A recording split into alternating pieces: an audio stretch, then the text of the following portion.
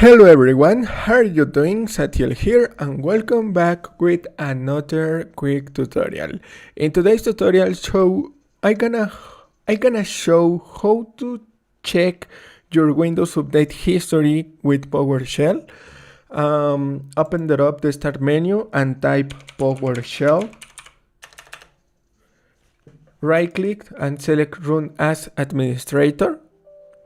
If you receive a user account control prompt, click on yes and check this video description and copy the command or type wmic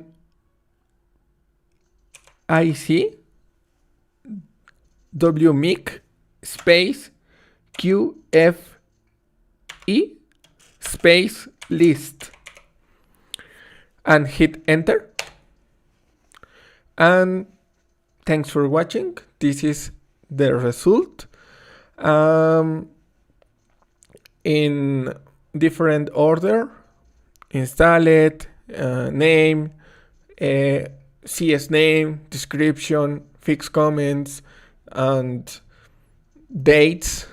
Thanks for watching. Don't forget to subscribe and see you in the next tutorial. Installation date. Please subscribe and see you in the next video. Goodbye.